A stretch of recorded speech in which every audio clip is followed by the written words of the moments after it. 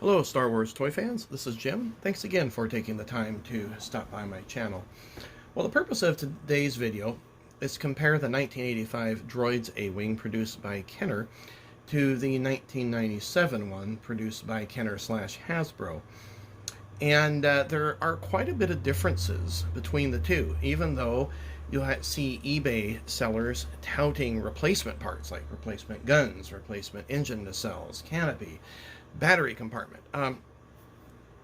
Yeah, they will suffice, but some are drastically different.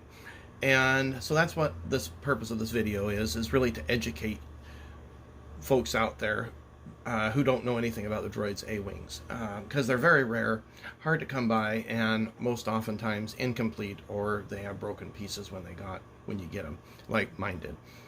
So without further ado, let's take a look at the surface area of it. We'll put it on its end here.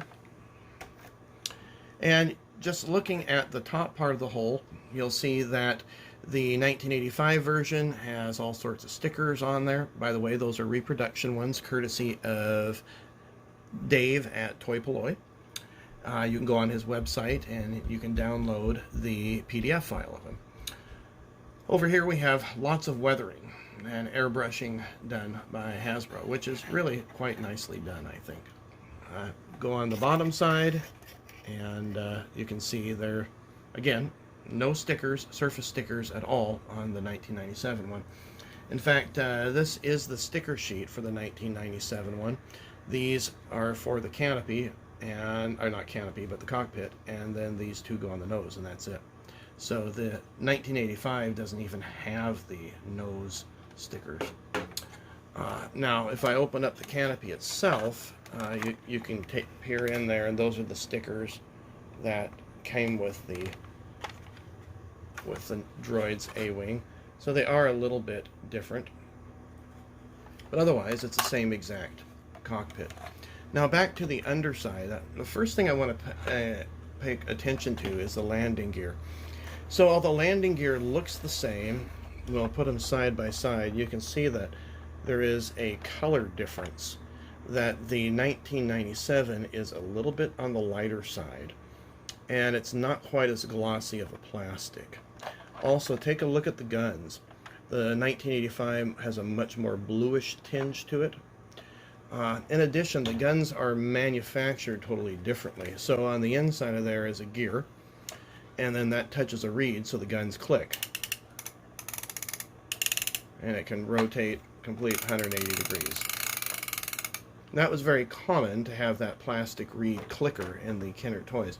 These guns, on the other hand, pop out, and that's how you rotate at 180 degrees, but there is no clicking.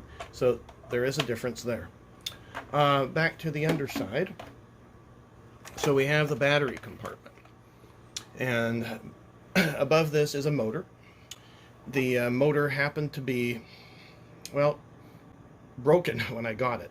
The brushes were totally rusted through. That's a first that I have seen in any of the vintage Kenner ships. So batteries must have sat in there a long time and did quite a bit of corrosion work I had to clean up. And so once I replaced the brushes, which I had an extra X-Wing motor to do so, I got the motor working. It's got a nice loud sound. Well, you look at the 97 version, and the hole's still there, but there is no push button. This does come apart. You have to pry that open with a screwdriver, just like you would this one here, that door. Now, looking at the back, looks pretty much the same.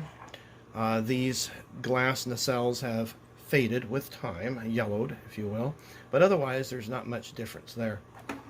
Now, looking at the canopy, press that button there.